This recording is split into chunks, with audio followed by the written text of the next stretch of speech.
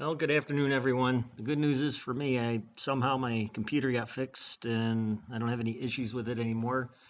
The bad news is, by looking at some of the latest model trends, again, it looks like weakening lower phase of the storm. It seems to be strongest in Iowa, and it tends to weaken as it moves south and east into Indiana. The only model really still hanging on to a meaningful snow is the GFS, so that's back on the island on its own. So anyway, I'm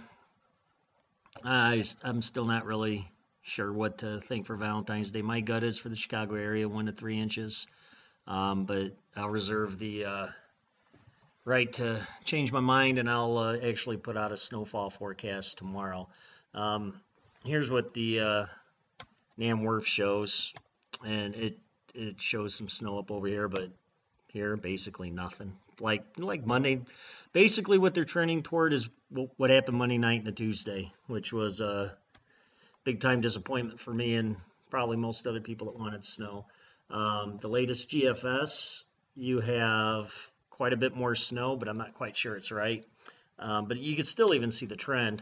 Much more snow here in Iowa, less snow as you move east and south. Wisconsin, the models have definitely backed off in Wisconsin, taking the bulk of the snow south of there. This is probably the most northern solution out there, and the Euro is very similar to the first map I had up that was the NAM here.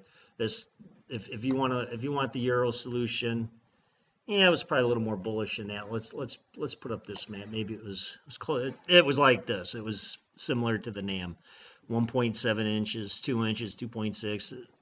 I'm not quite sure what this model is doing here.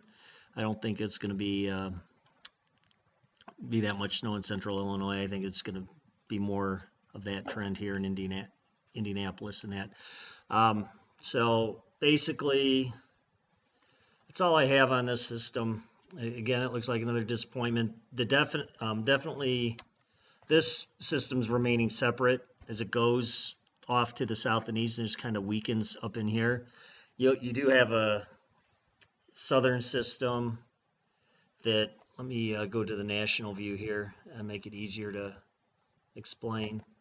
It does show a southern system that never phases with the northern system that starts out here, and then I'll go a little further out here. This is kind of a bad model to show this. Hold on.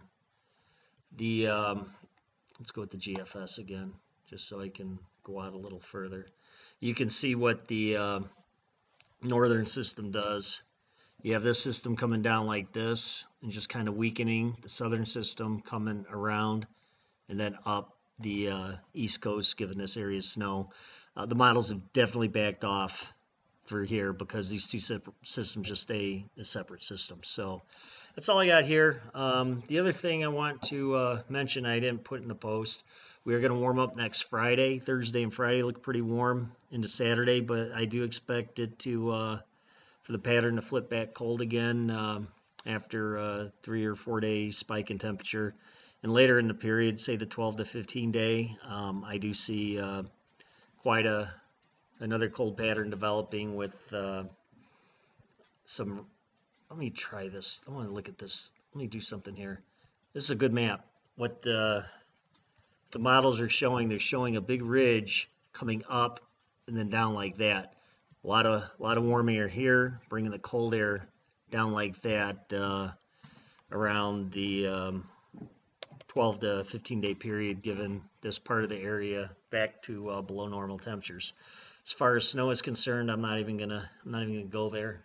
The cold patterns this season has not resulted in any snow for the Chicago area for basically most of Indiana, Illinois, and southern Wisconsin. So even though you would expect a snowy pattern to develop when you have positive North American, a positive PNA where the jet goes way up into Alaska and back down, typically get a lot of snow during that pattern, but not this year. So anyways, that's it for now, and I will I'll update everybody sometime tomorrow morning. Have a good weekend.